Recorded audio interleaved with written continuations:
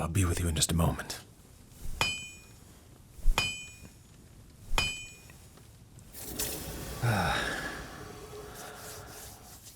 Oh, well.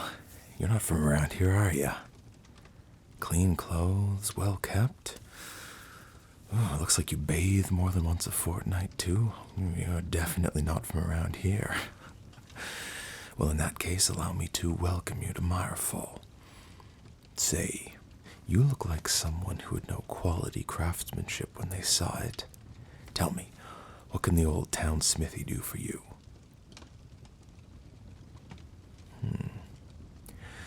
Looking for someone, eh?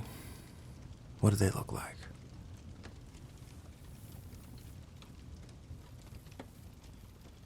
Yeah. Green cloak, golden hair on a white steed, and in a hurry. I saw him. Even had a good chat, too.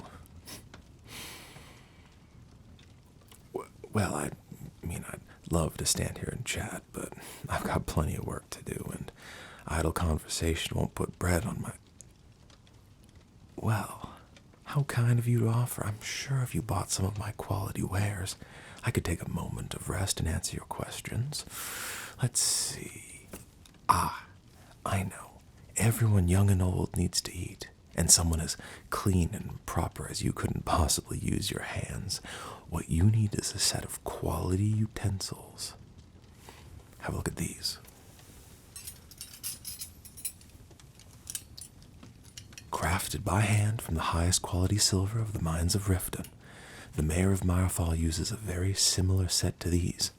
In fact, he's such a fan of my works, just last year he commissioned a whole set to be made for the first cousin of the king when he came to visit. Duke Croftail, very good. Oh, I wouldn't lie to you. Observe the quality yourself.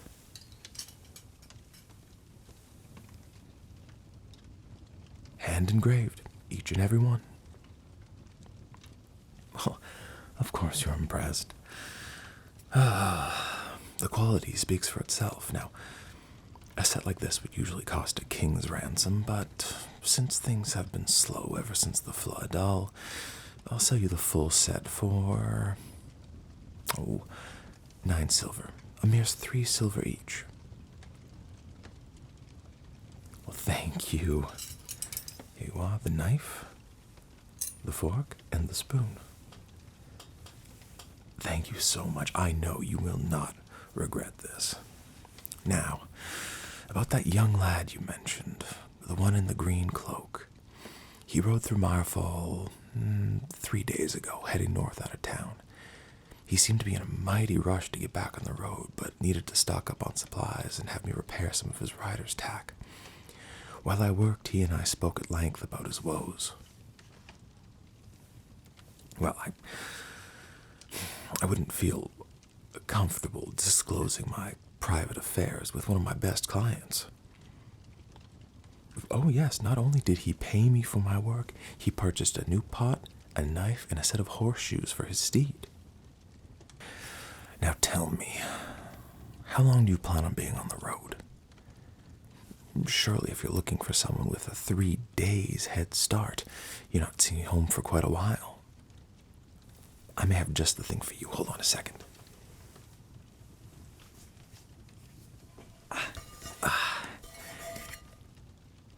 Voila. A cast iron skillet. Handcrafted by yours truly. Little on the heavy side, sure, but a flat like this will last 10 generations with the proper care. Perfect for camp cooking or on a stove. Never been used, not even a speck of rust.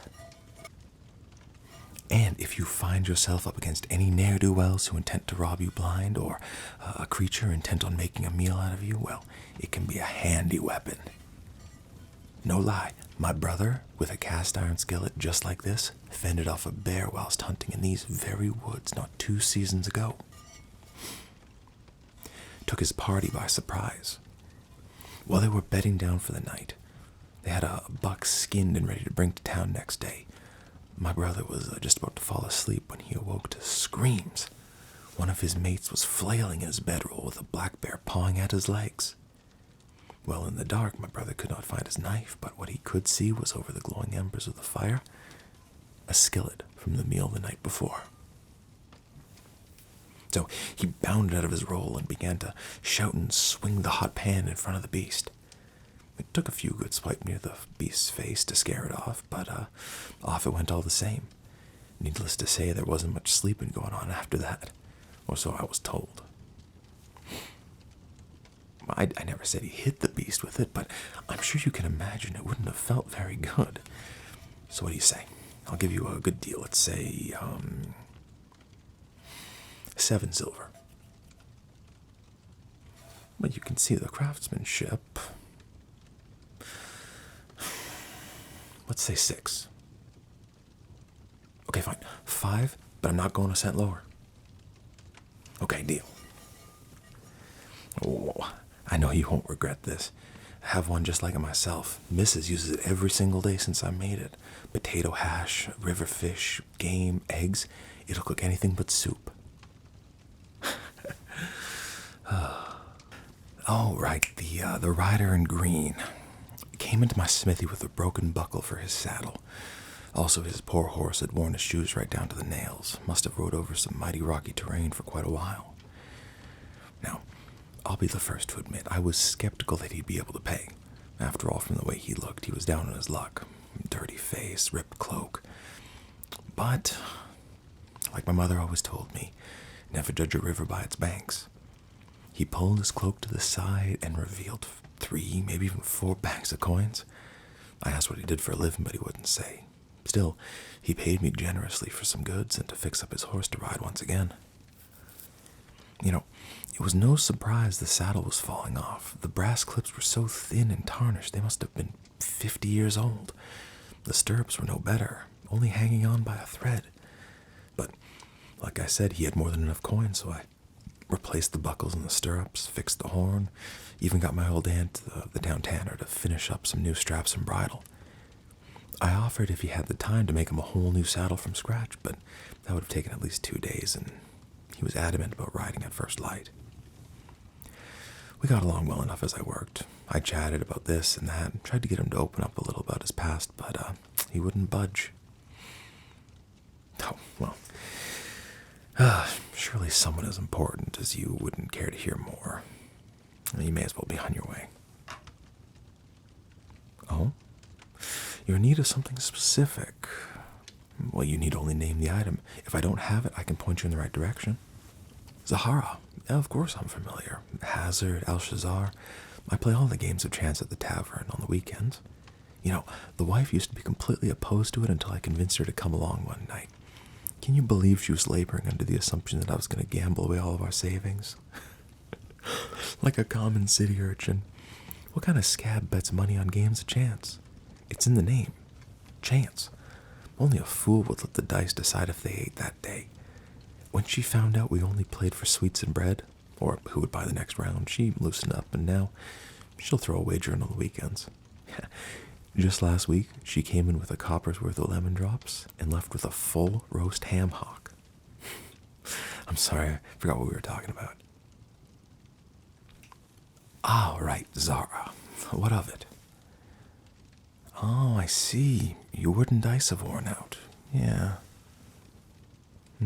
All the corners around. A common complaint. Throwing them against the tavern wall time and time again is bound to wear them out in short order. Now, I could tell you to go buy a pair from the merchant, Nathaniel. He would charge you a copper or 2 for a set that would be useless by next year. That's not to say Nathaniel's a cheat, but if he sold dice that lasted, why would you need to buy another pair from him every single year? Well, it's lucky for you, not only do I make a set, but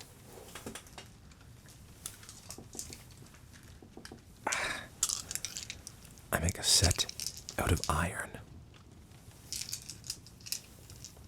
These dice will break the stone wall before they chip around. Mark my words. Here, have a look. Hand embellished. Hand finished, not a sharp corner in sight. And I'll even include the little satchel to carry them in. Now, I'll be the first to admit, they are a mite heavy, and depending on the tavern walls, the innkeeper may not like you hurling iron at it, but I have to say, I've sold 30 such sets of dice, and not one complaint or set needing to be fixed to date. Now, well, they do require quite a time investment to make.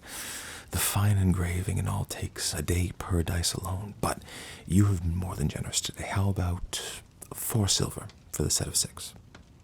Now, I know that's much more than for a set of wood, but I'm sure you... Oh, well, thank you once again. I hope they bring you luck. Here you are. Now back to the rider, I suspect. Let's see. The damage to his saddle was very significant, and the repairs would take overnight at very least. I tried to convince him that there was a hot meal and a warm bed at the inn, but he insisted on staying with the horse and saddle all night.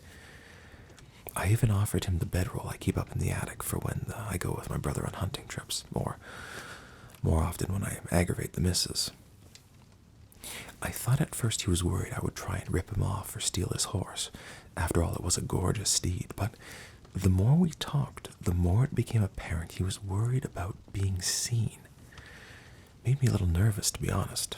I kept my dagger close at hand lest he was in some sort of crazed lunatic who would try to murder me to keep his secret identity.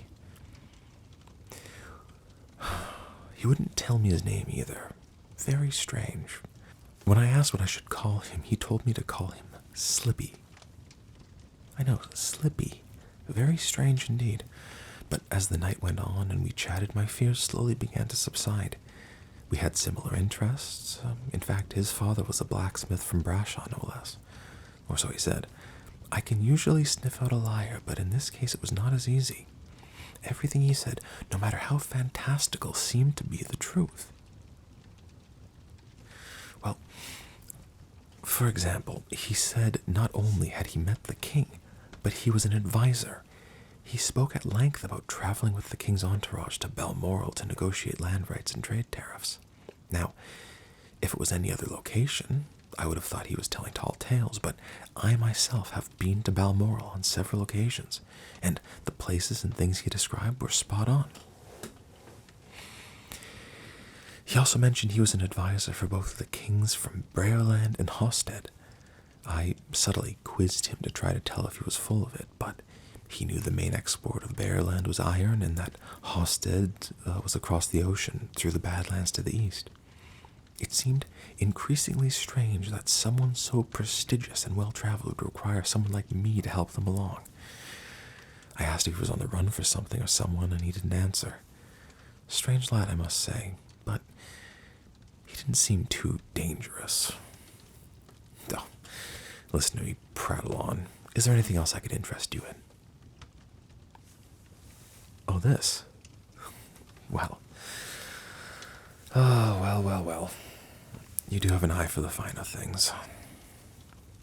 Now, I don't claim to be anything more than a humble blacksmith, but I have been trying my hand at jewelering. It's the trade of my father, you know. The great jeweler Jack Strauss of Brashaw. That's right, the city of Brashaw, home of the royal family. My father has been making jewelry there for over 40 years. Gems and pendants worn by only the highest of nobility.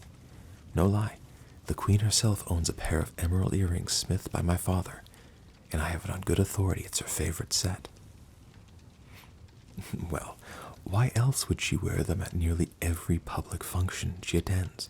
Surely she has a whole assortment of jewelry, yet she picks the same emerald earrings for every occasion? A coincidence? I think not. Now, I may be a novice when compared to my father's work, but I have a steady hand and a good eye for detail. Or at least that's what I've been told. Took me nearly 5 nights in front of the fire to craft the chain. Not a difficult task, but a tedious one at that. As for the gem, I'm afraid I'm still a novice. I bought it from a miner several years ago, and it sat uncut collecting dust on my shelf until I had the courage to bring it down and begin to lap it. It was a grueling process, to say the least, and I'm afraid what was a gem about this big? Well, Suppose you can see what it had turned into. Shame that. When my father came to visit last season, he was less than impressed at how much of it I wasted. Still, even in its reduced size, I'm proud of what it became. If you should want to buy it, I won't accept more than 5 silver for it. I may be poor, but my prices are fair. I do suppose it has some sentimental value, but it's been long enough. Sitting on my shelf tarnishing is no place for a piece of jewelry. I would be much happier if you bought it and had someone wear it. Oh, maybe gift it to a friend, or perhaps a maid as a reward. Coming from you, it will no doubt fill any shortcomings in its construction. Oh, bless you. I'm sure wherever it ends up will be preferred to my shelf. Now, I must admit, I sense you are wanting me to tell you where the man was going, and I'm afraid I know not for sure. However, I do have a speculation. Heading north of here means there's only a few destinations he could possibly be headed for. Raydale, Hannon, perhaps Stetter, if he were to go more to the northwest.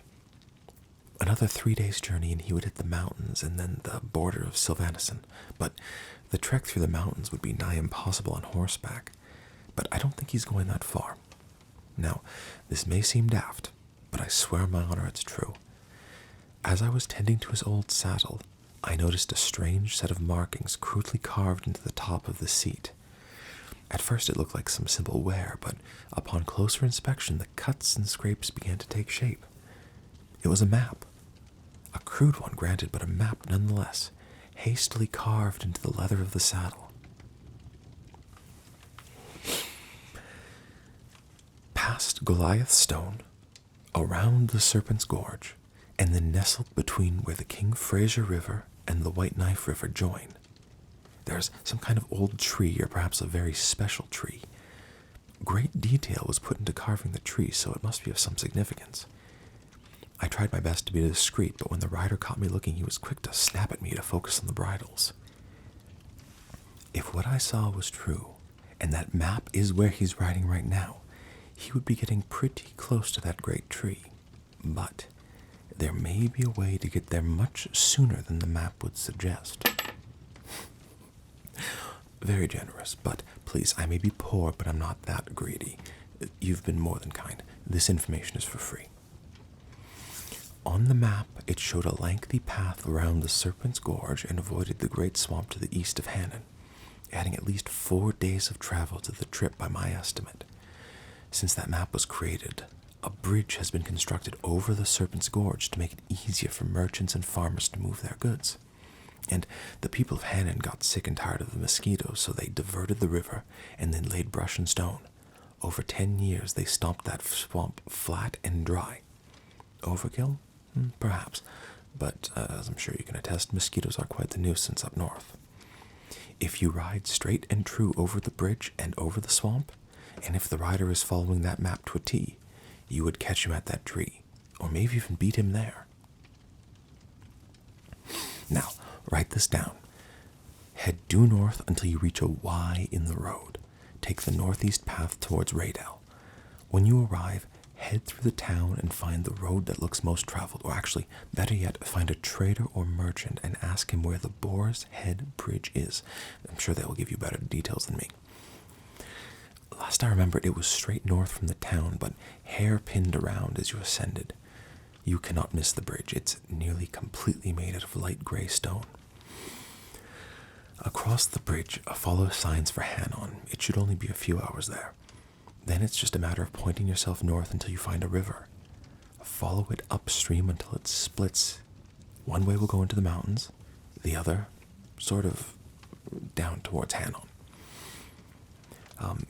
The King Fraser is much smaller than the White Knife, so it's best to cross the White Knife unless you plan on getting wet. But after that, I'm afraid it's really up to you.